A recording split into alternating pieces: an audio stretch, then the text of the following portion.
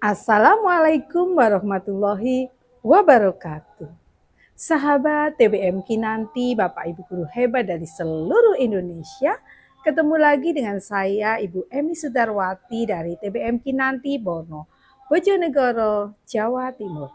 Pada kesempatan kali ini saya akan membaca buku biografi Bapak Wardiman Joyonegoro, sepanjang jalan kenangan bekerja dengan 3 tokoh besar bangsa.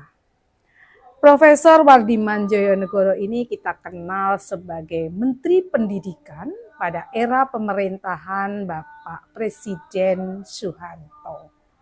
Kebetulan beliau mendampingi saya pada tahun 2016 waktu short course di Belanda. Nah, setelah pulang dari Belanda ini beliau menghadiahkan sebuah biografi, buku biografi ini kepada saya. Baiklah, akan saya bacakan mulai dari sebuah puisi karya William Ernest Henley pada tahun 1949 sampai 93 yang sudah diterjemahkan ke dalam bahasa Indonesia. Yang tak terkalahkan. Dari selubung malam, lengan tak terkirakan. Yang sepanjang pekat dari kutub utara ke kutub selatan. Terima kasih aku sampaikan kepada kehendak ilahi yang menjadikan jiwaku tetap tangguh, tidak terperi. Dalam cengkraman nasib yang kuat menjempit, aku tak pernah mengeluh atau menjerit. Di bawah pukulan bertubi oleh nasib buruk, kepalaku bersimbah darah, aku tidak menunduk. Di tempat yang dikenang air mata dan kebencian yang muncul hanya bayang-bayang kengerian. Namun tahun demi tahun yang penuh ancaman tak akan bisa membuatku kalut dan ketakutan. Betapa sempit pun gerbang yang harus kulalui, betapa kejam pun hukuman yang harus kujalani. Aku adalah penguasa nasibku. Aku adalah nahkoda jiwaku. Puisi William Ernest Henley ini diterjemahkan oleh Sapardi Djoko Damono. Baik, berikutnya akan saya baca kata pengantar dari penulis. Beliau adalah Profesor Dr. Wardiman Joyonegoro. Masih teringat di telinga saya pertanyaan seorang siswi sekolah menengah pertama atau SMP kepada saya pada tahun 1994. Pak Menteri, saya dari koran sekolah. Dapatkah Bapak menceritakan kepada para pembaca koran sekolah kami, apakah kunci sukses Bapak? Kami perlukan untuk jadi inspirasi dan motivasi kami para siswa dan siswi. Saya tertegun sejenak memikirkan apa jawaban yang tepat bagi siswi ini. Jika toh ada, apa kunci sukses saya? Inspirasi apa yang bisa saya berikan kepada mereka? Apakah saya akan memberi mereka jawaban biasa seperti yang terdapat dalam buku-buku manajemen dan motivasi? Tentunya tidak. Siswa ini bertanya mengenai pengalaman saya pribadi. Karena itu jawaban standar dan umum mengenai sukses, inspirasi, dan motivasi yang sudah menjadi rekaman stereotip kurang tepat. Organisasi mahasiswa pun biasanya meminta saya ceramah pada awal tahun untuk para calon mahasiswa baru. Isi ceramah saya pada umumnya berkenaan dengan kunci sukses bagi seseorang yang ingin maju. Kepada mahasiswa saya sampaikan agar mempunyai impian atau goal atau sasaran sebagai sasaran hidup. Dan sasaran ini hendaknya tinggi atau besar. Saya kutip ucapan Bung Karno. Gantungkan cita-citamu setinggi langit. Tetapi selama ceramah, saya melihat dan memperhatikan bahwa para calon mahasiswa tersebut sukar mengerti hakikat ucapan Bung Karno itu. Menurut para ahli psikologi, anak-anak kita baik dalam rumah tangga maupun sekolah diberi pengantar atau bekal keinginan mempunyai suatu profesi atau jabatan. Maka dalam ceramah saya menanyakan kepada setidaknya 10 calon mahasiswa bahwa mereka mau menjadi apa kelak. Jawabannya klise, saya bercita-cita untuk menjadi orang yang baik, berbakti kepada keluarga, bangsa, dan bertakwa kepada Tuhan. Sedikit sekali dan hampir tidak ada yang mengatakan ingin misalnya menjadi pengusaha, pengembang, atau peneliti. Dan jawaban klise lainnya, saya ingin menjadi seorang yang berbakti kepada bangsa, negara, agama, dan orang tua. Dalam ceramah-ceramah itu saya selalu menekankan bahwa kunci untuk maju adalah mengisi cita-cita atau program hidup dengan dan merencanakan pelaksanaan cita-cita tersebut. Beberapa tahun harus dilalui, misalnya selesaikan dulu pendidikan S1, kemudian ke tahap berikutnya. Dalam melaksanakan cita-cita minimal 4 sifat yang harus dipenuhi. Sayangnya anak-anak kita juga kurang dibimbing dalam rumah tangga maupun di sekolah untuk memiliki keempat sifat itu. Dimulai to be excel, keinginan menjadi unggul atau menjadi nomor 1. Katakanlah untuk menonjol dan mendapatkan angka 8 atau 9 di sekolah. Selanjutnya untuk sukses diperlukan motivasi, kerja keras, dan keuletan, serta kemauan bangkit dari kekalahan atau kemunduran. Malahan sering keluar ejekan. Orang yang ingin unggul dianggap berambisi dan kata ambisi berkonotasi jelek. Sejauh ini saya tidak pernah memikirkan dan membuat catatan mengenai apa yang telah saya capai. Inspirasi apa yang bisa saya berikan kepada orang lain dan apa yang bisa menjadi motivasi dari kehidupan saya untuk orang lain. Saya kira saya maju karena memang suka bekerja keras. Saya sehari-hari bersikap teliti dan hati-hati membuat perencanaan apa saja mengenai pekerjaan, mengenai waktu, mengenai kesehatan, dan masa depan keluarga. Tetapi saya tidak pernah memikirkan apakah ciri-ciri itu yang menyebabkan saya sukses dalam hidup. Selama ini saya tahu dan sadar di setiap situasi atau tugas saya berprinsip berbuatlah sebaik mungkin. Do your best. Tanpa pamrih apapun kecuali senang dan bahagia telah menyelesaikan atau menuntaskan tugas.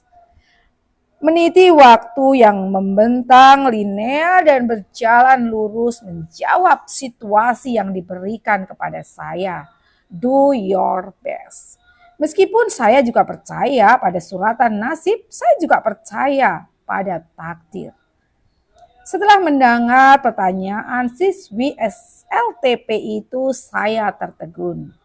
Sebuah pertanyaan dari generasi yang jauh di bawah generasi saya dan mewakili teman-temannya segenerasi. Saya lupa apakah dalam waktu yang sangat singkat ketika itu jawaban saya atau pertanyaan yang sungguh sulit tersebut cukup memuaskan siswa SLTP yang saat ini disebut SMP yang polos itu.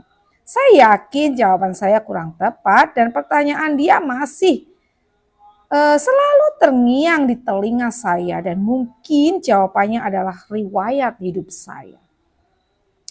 Sudah sering beberapa teman mendesak saya untuk menulis biografi atau apapun namanya. Tetapi saya sampaikan kepada teman-teman bahwa di Indonesia rata-rata minat membaca buku sangat minim. Sehingga banyak buku biografi hanya menjadi penghias perpustakaan saja. Lagi pula apa yang akan saya tulis ketika saya bertanya tentang hal ini kepada Haji Sudarmaji Damais pakar permusiuman sekaligus kolega saya sewaktu bekerja di pemerintah DKI Jakarta, ia menjawab dengan enteng. Mas, tentu banyak episode menarik yang Mas bisa tulis ketika bekerja di DKI yang juga menarik bagi generasi selanjutnya. Saya berkarya di DKI dari 1966 sampai 1979. Sekitar 49 tahun yang lalu. Ketika itu saya menjabat kepala biro, kepala daerah mendampingi sehari-hari Gubernur Ali Sadikin yang berusaha mengubah Jakarta menjadi kota metropolitan. Jawaban yang sama atas pertanyaan saya disampaikan pula oleh Dr. Insinyur Wendy Aritenang yang pernah menjadi kepala bagian perencanaan BPPT. Ia berkata, pengalaman Bapak di bidang pengkajian dan penerapan teknologi atau BPPT sungguh beragam dan tidak di bidang teknologi saja. Misalnya, penyelenggaraan Expo IKTEX Sukabumi menjadi motor penggerak berdirinya Japan Indonesia Forum atau JIF yang kerjasama dengan Jepang dalam bidang ilmu pengetahuan dan teknologi, menyusun model energi Markov atau market allocation yang menjadi rujukan peneliti energi. Saya kagum Bapak menjadi koordinator pengiriman 1.500 karya siswa dalam program OFP STMDP State belajar ke luar negeri.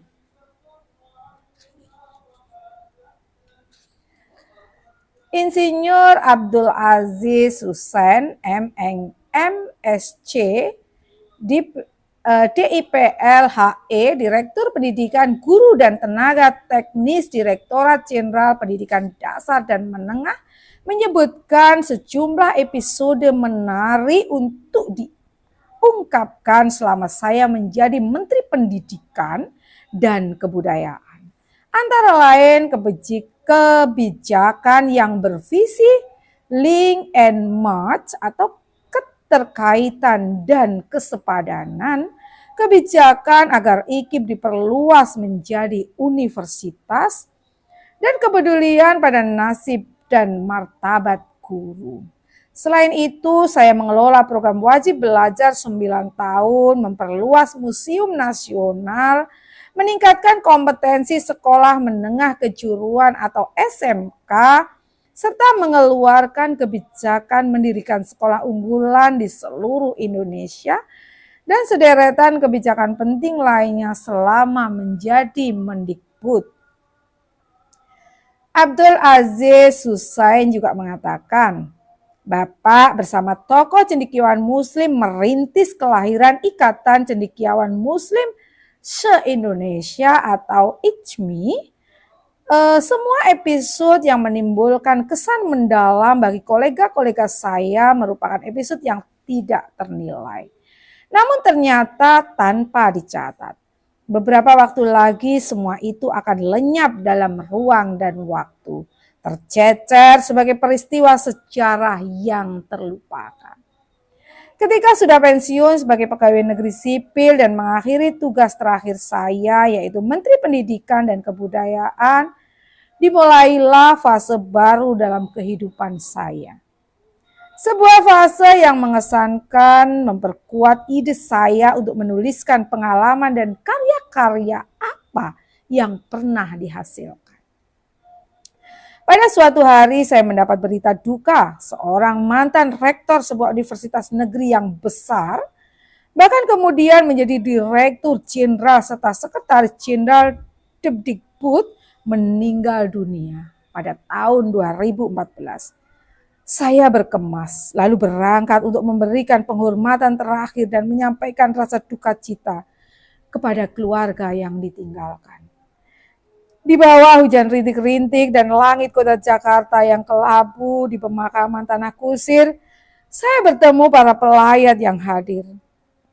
Alangkah prihatin saya, Karena kecuali kerabat dan keluarga, saya tidak melihat seorang pun pejabat dan mantan pejabat Dikdikbud yang hadir.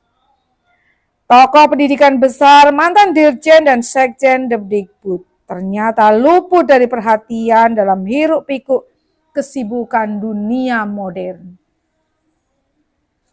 Mungkin karena keluarga tidak mempunyai catatan alamat para pejabat Dikdikbud dan tidak memberitahukan lewat SMS.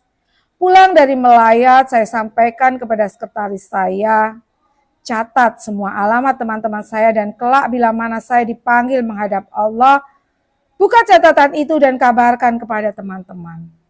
Saya teringat ucapan dalam pergantian setiap paus. Sic transit Gloria Mardi. Yang berarti akhirnya sirna semua kejayaan di muka bumi. Demikian akhirnya riwayat kehidupan. Tetapi sepatutnya kita meninggalkan kenangan pada dunia dan masyarakat.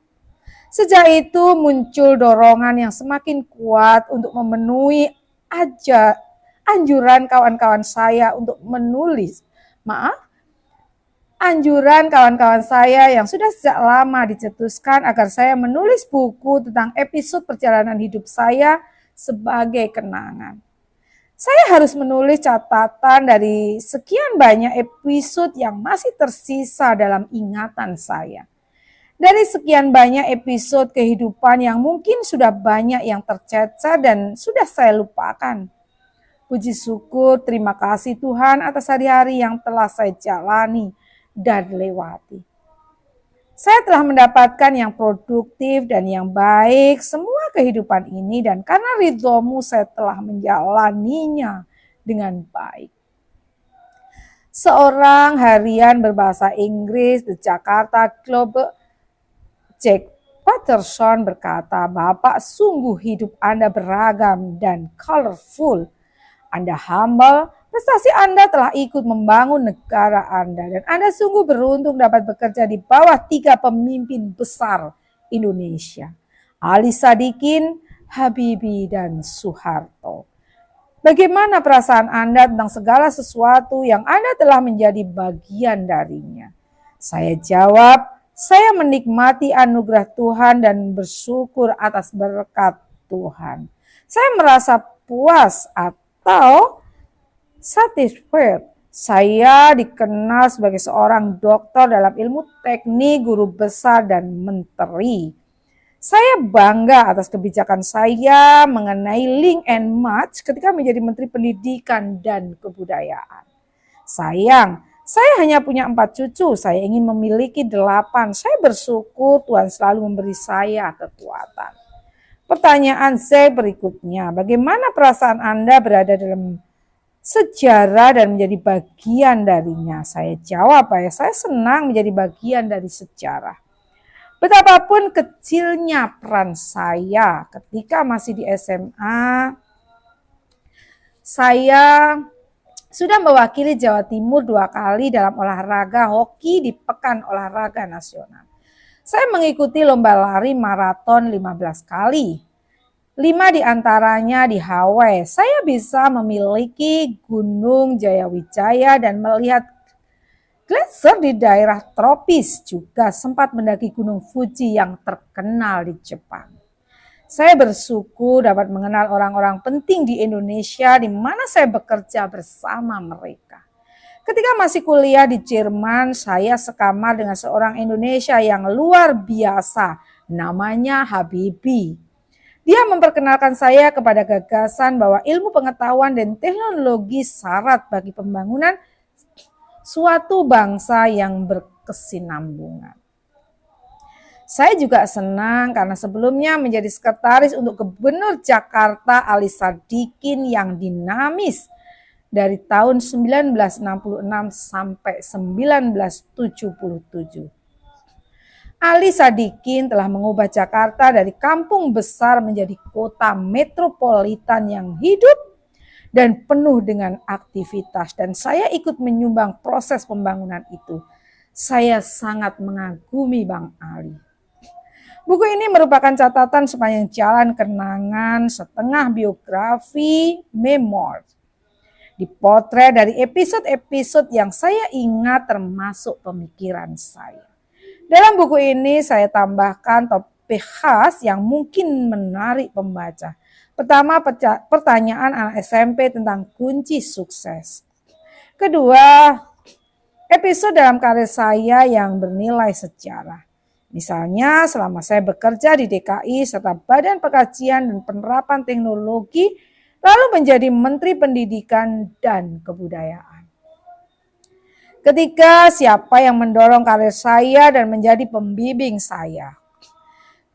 Tidak akan saya lupakan pelatih hoki saya, AJM Van Grinsven, Letnan Jenderal Korps Komando Operasi atau KKO, Angkatan Laut, Ali Sadikin sewaktu menjadi Gubernur DKI Jakarta. Profesor Dr. Ing B.J. Habibie selama menjadi Menteri Negara Riset dan Teknologi, Ketua BPP Teknologi dan Presiden Soeharto ketika saya menjadi anggota Kabinet Pembangunan 6. Keempat, beberapa pemikiran saya yang masih berdampak jauh seperti program Link and Match dan perluasan IKIP menjadi universitas. Kelima, nasihat bagi mereka yang menjalani masa purna tugas. Keenam, pemikiran mengenai kebudayaan. Ketujuh, pembinaan sumber daya manusia. Akhirul kalam, saya menyampaikan terima kasih kepada kawan-kawan, kerabat saya, dan para kolega yang telah menjadi narasumber dalam buku ini, baik melalui tulisan maupun wawancara. Tidak lupa saya harus menyampaikan terima kasih khusus kepada siswi SMP yang pernah bertanya kepada saya. Karena justru pertanyaannya itulah yang melatar belakangi dan memotivasi saya menulis buku ini. Semoga buku ini bermanfaat bagi pembaca. Wardiman Joyonegoro. Berikutnya akan saya baca pada jilid pertama atau bagian pertama, yaitu pada tahun 1934 sampai 1954. Dengan judul Berbuatlah Selalu yang Terbaik. Saya lahir pada 22 Juni tahun 1934 di Pamekasan di Pulau Madura. Keluarga kami adalah keluarga guru. Ayah menjadi guru, kemudian kepala sekolah, dan pada tahun 1946 menjadi inspektur pendidikan. Rutinitas sehari-hari bagi kami para anak tentunya ke sekolah dan menyelesaikan pekerjaan rumah atau PR. Ayah sangat menegakkan disiplin pada waktu itu. Anak-anak harus tidur siang karena penting. Bagi yang tidak melakukannya, cambuk ganjarannya. Meskipun begitu, kami anak-anaknya sering kabur melalui jendela dan bermain di luar, tidak tidur siang. Ekonomi rumah tangga guru tidaklah besar sehingga ibu harus pandai menjaga budget rumah tangga dengan ketat.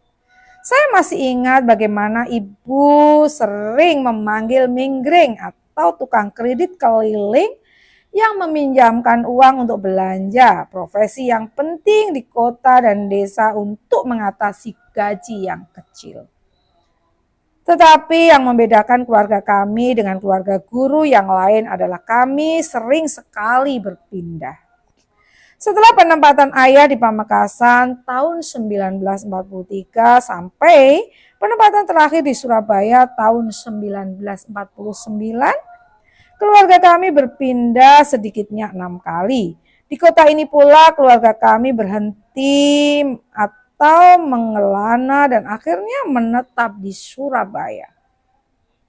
Perjalanan waktu itu ditempuh menggunakan mobil, kereta api, dan kapal. Transportasi umum dengan pesawat terbang belum ada. Pada tahun 1935 dari Pamekasan kami pindah ke Bandung, sedangkan tahun 1936 dari Bandung ke Pemalang. Baru 1 tahun di Pemalang kami sudah harus ke Balikpapan dengan beberapa bulan di Samarinda. Tahun 1941 Ibu dan kami mengungsi ke Yogyakarta dari Balikpapan. Lalu pada 1943 kami pindah lagi dari Kutoarjo kembali ke Madura. Sedangkan tahun 1946 dengan perahu layar kecil kami menyeberangi Selat Madura dari Pamekasan ke Probolinggo dan tinggal 1 tahun di Jember. Belum usai dari Jember kami pindah ke Malang pada 1947. Dan akhirnya tahun 1949 kami menempuh perjalanan dari Malang ke Surabaya, di mana keluarga akhirnya menetap. Beberapa ingatan selama perjalanan masih terbayang di benak saya yang saat itu masih kecil sampai kini. Misalnya misalkan nama yang romantik stasiun kereta api Malangbong, serta stasiun-stasiun sepanjang perjalanan Brebes, Kaliwungu, dan sebagainya. Tidak mengherankan jika sewaktu di universitas pikiran pertama saya menjadi insinyur perkereta apian karena pengalaman perjalanan dengan kereta api semasa kecil. Suasana dan hiruk pikuk sewaktu kapal merapat di pulau laut pada malam hari untuk mengisi bahan bakar batu bara pun memberi kesan tersendiri. Ketika masuk muara sungai Mahakam untuk ke Samarinda, kami berteriak-teriak melihat banyaknya buaya. Sejak kecil saya dipicu oleh keinginan untuk tidak berbuat salah. Dan setiap tugas hendaknya diselesaikan dengan baik. Saya ingin mencapai sesuatu yang unggul atau menonjol dari kawan yang lain. Saya ingat ketika duduk di bangku sekolah dasar, kami para murid mendapat tugas dari guru untuk membuat pekerjaan tangan, sejenis prakarya sekarang. Hasil prakarya ini akan dilombakan dan yang terbaik akan mendapat hadiah dari kepala sekolah. Mendengar rencana itu, timbul pikiran saya untuk membuat prakarya yang terbaik demi memenangkan hadiah dari kepala sekolah. Pada malam hari saya gelisah tidak bisa tidur memikirkan jenis prakarya apa yang harus dibuat. Ketika ide itu saya dapatkan ternyata terlalu tinggi dibandingkan kemampuan anak kecil seperti saya. Saya gelisah dan hampir menangis di depan onggoan bahan-bahan yang belum bisa saya kerjakan sendiri. Saya merasa bisa membuatnya tapi ternyata masih di luar jangkauan dan kemampuan saya. Rupanya ayah melihat kegelisahan saya dan mengerti apa kesulitan saya. Ayah dan seluruh keluarga terpaksa turun tangan beramai-ramai membantu saya membuat prakarya. Prakarya itu akhirnya selesai dan bukan lagi pekerjaan tangan saya sendiri, tapi pekerjaan tangan seluruh keluarga. Walaupun prakarya itu tidak memenangkan hadiah pertama, saya tetap merasa puas karena cita-cita membuat prakarya seperti yang saya inginkan tercapai. Untuk prakarya itu saya tetap mendapat pujian karena berhasil membuat prakarya yang dinilai guru dibuat di luar kemampuan anak seumur saya. Sebenarnya bukan pujian itu yang saya harapkan, tetapi kepuasan of a job well done. Kepuasan akan hasil yang memuaskan diri. Saya makin sadar bahwa untuk berhasil dalam segala hal dimulai dengan motivasi atau tekad. Kemudian saya harus mampu memotivasi diri untuk mencapai tujuan tertentu dengan hasil yang baik, meskipun harus diulang-ulang. Dengan kata lain, saya menjadi perfeksionis dan salah satu yang dapat memicu untuk membangun tekad menjadi perfect adalah kepuasan pribadi, kepuasan diri sendiri. Demi mendapatkan kualitas pekerjaan yang unggul harus dipupukkan gairah bekerja dan berprestasi. Tanpa kemauan keras dan kecintaan termasuk untuk menikmati suatu pekerjaan, sukar bagi kita mendapatkan gairah bekerja. Begitulah, jika sedang asik bekerja saya sering lupa batas-batas waktu. Saya selalu merasa dikejar bahwa ada sesuatu yang belum selesai, ada sesuatu yang masih kurang. Bila mana saya sudah memusatkan pikiran pada suatu pekerjaan, seolah tidak ada dimensi lain lagi dalam kehidupan ini selain pekerjaan itu. Saya menjadi workaholic. Ketika duduk di sekolah menengah pertama kelas 2 di Surabaya, saya menekuni olahraga hoki atau Hokkai, yang waktu itu sangat jarang. Peristiwa ini kemudian membuat saya berpikir akan suratan nasib. Ceritanya seorang tentara Belanda datang ke SMP kami dari puluhan SMP di Surabaya lalu meminta izin kepada kepala sekolah untuk melatih olahraga hoki, dan suatu takdir dari 12 kelas di SMP, kepala sekolah menunjuk kelas kami. Dalam tim hoki saya ikut 2 kali mewakili kontingen Jawa Timur di Pekan Olahraga Nasional atau PON kedua di Jakarta tahun 1950 dan PON ketiga di Medan tahun 1953. Pada dasarnya sejak kecil saya pemalu. Saya seperti kebanyakan anak Indonesia sering bersembunyi, menghindar dari orang ramai. Tetapi dalam tim hoki saya belajar berangsur-angsur mengatasi rasa malu itu. Orang Belanda, mentor saya dalam tim hoki, A.J.M. van Grinsven, mengajari prinsip olahraga bahwa hanya latihan dan ketekunan yang membuat kita bisa mencapai prestasi tinggi. Dengan bergaul dengan pelatih Belanda dan kawan-kawan SMP satu tim, saya berangsur-angsur tidak lagi merasa malu di tengah khalayak ramai. Mentor Belanda di Surabaya inilah yang membawa saya keluar dari pergaulan kampung, anak kelahiran Pamekasan dari Pulau Madura sana. Saya bersama dengan pemain lain semula hanya duduk di bangku cadangan karena bakat olahraga saya memang tidak besar. Tentunya saya berusaha agar masuk sebagai pemain utama, tapi bagaimana saya berlatih lebih keras, melebihi takaran latihan tim, bahkan melebihi takaran latihan pemain utama. Hasilnya, saya sering diminta pelatih masuk lapangan menggantikan pemain utama. Agar unggul dan menghasilkan prestasi yang baik, saya membuat kebiasaan untuk selalu mengevaluasi diri sehingga tahu apa yang kurang pada diri saya atau harus diperbaiki.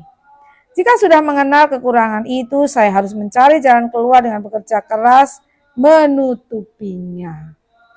Begitu pula setelah selesai melaksanakan sesuatu tugas, menjadi kebiasaan saya untuk mengevaluasi sendiri kelebihan dan kekurangannya sehingga kemudian bisa melakukan perbaikan.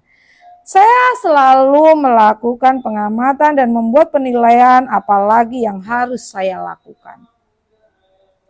Apalagi yang harus saya perbaiki untuk mendapatkan hasil maksimal. Untuk dapat melakukan evaluasi, saya banyak membaca buku atau artikel mengenai topik yang sedang dibahas. Pengetahuan tambahan ini ternyata sangat membantu mencari solusi atau jalan keluar. Semasa menjadi mahasiswa di Aachen, ketika B.J. Habibie, kawan mahasiswa saya, memprakarsai seminar pembangunan mahasiswa se-Eropa, semua mahasiswa Indonesia di Aachen ikut sibuk. Saya yang harus datang ke Aachen pindah dari Der Belanda, turut membantu tanpa diminta dan tanpa pamrih meskipun nama saya tidak tercantum sebagai panitia. Ada suatu dorongan dalam diri saya untuk bisa berbuat sesuatu dan termotivasi melakukan hal yang baik tanpa didorong dan perintah dari orang lain. Memang saya selalu mencoba untuk bergairah dan tertarik kepada pekerjaan apa saja yang harus dihadapi. Sesuatu yang selalu mengganggu pikiran saya dan sulit dihilangkan adalah rasa peduli terhadap semua subjek. Jika mendapatkan kendala dan tantangan, saya selalu berpikir dan berusaha untuk mencari solusi yang lebih baik. Subjek-subjek yang menjadi pikiran saya, misalnya tadi sewaktu berbicara dengan si Anu, mengapa dia tersinggung? Kata-kata apa yang telah saya ucapkan yang tidak berkenan di hatinya? Sewaktu ujian fisika, mengapa saya lupa satu rumus yang sesungguhnya mudah diingat? Apakah cara menghafal saya kurang benar? Sewaktu mengoper bola hoki, ternyata lemparan saya kurang kuat dan tidak sampai ke teman, lalu dia marah. Mungkin ini terjadi karena otot saya kurang kuat atau saya kurang memahami teknik memukul. Berarti saya harus lebih banyak berlatih memukul. Merasakan sakit adalah sesuatu yang tidak mengenakan bagi semua orang dan ini selalu menjadi pikiran saya sejak kecil. Saat sakit saya mencoba mencari tahu mengapa bisa sakit. Bakteri apa penyebabnya? Jika kaki tersandung maka saya bertanya mengapa. Saya mencoba menghindarinya agar kejadian itu tidak terulang. Cara berpikir mengapa begitu dan bertanya mengapa sudah merupakan kebiasaan saya sejak kecil. Ini yang menyebabkan saya berusaha mendalami atau mempelajari sesuatu. Tetapi sisi jeleknya saya jadi selalu memikirkannya dan kadang membuat saya sukar tidur. Hal ini juga terlihat ketika saya duduk di sekolah dasar dan menengah. Saya selalu memotivasi diri agar berprestasi baik dan berada paling depan dari kawan-kawan sekelas. Bukan untuk meremehkan dan merendahkan mereka, melainkan saya hanya merasa puas jika betul-betul bisa berprestasi lebih baik dan unggul dari kawan-kawan yang lain. Jika saya mendapatkan angka 8 dan 9 pada sebuah mata pelajaran, terasa ada kebahagiaan karena saya bisa berprestasi lebih baik. Di sekolah saya sangat senang dengan pelajaran matematika. Keunggulan saya pada mata pelajaran ini diakui oleh kawan-kawan sekelas. Namun saya merasa tidak puas hanya unggul pada mata pelajaran berhitung. Saya ingin unggul pula pada mata pelajaran yang lain. Misalnya pada ilmu sosial atau mata pelajaran sejarah. Sebenarnya saya tidak menyenangi pelajaran tersebut, tetapi karena keinginan untuk mendapatkan angka terbaik, saya berusaha mendalami pelajaran sejarah dengan membaca sebuah buku yang diwajibkan. Dengan kerja keras, akhirnya saya mendapatkan nilai yang bagus. Saya biasa diejek karena cara belajar yang tidak kenal waktu untuk mendapatkan nilai terbaik. Tetapi dengan ejekan itu bukan berarti saya merasa direndahkan atau dilecehkan. Sebaliknya saya malah bertambah semangat untuk mendapat nilai lebih baik dari orang yang mengejek saya. Hasil akhirnya saya mendapat nilai terbaik dan menuai pujian dari para guru. Perlu saya kemukakan bahwa sejak dini saya dianugerahi oleh Tuhan pikirannya cerdas, cepat mengerti persoalan, rapor saya selalu bagus, saya tergolong anak pintar di kelas. Tetapi saya malu jika ada tamu yang datang. Orang tua selalu membanggakan saya di depan mereka. Keunggulan selangkah terdepan dari teman sekelas itulah yang selalu menggoda pikiran saya. Saya selalu mencoba membangkitkan minat dan ketertarikan pada pekerjaan apa saja. Karena jika tidak merasa tertarik, saya akan kehilangan motivasi untuk menyelesaikan pekerjaan itu dan menyalahi semangat do your best. Pada dasarnya semangat do your best atau mengerjakan sesuatu dengan yang terbaik itulah yang akhirnya menjadi sifat dan atribut. Demikian tadi jilid 1 ya, pada jilid 1 dengan judul berbuatlah selalu yang terbaik dalam sebuah buku biografi Profesor Dr. Wardiman Joyonegoro dengan judul Sepanjang Jalan Kenangan, bekerja dengan 3 tokoh besar bangsa. Ini menjadi mudah-mudahan menjadi inspirasi bagi diri saya sendiri khususnya dan bagi teman-teman sahabat TBM Kinanti di seluruh Indonesia bahkan dari luar negeri. Mohon maaf jika ada kekilafan. Sampai ketemu lagi pada jilid selanjutnya. Wassalamualaikum warahmatullahi wabarakatuh. TBM Kinanti maju bersama literasi Indonesia.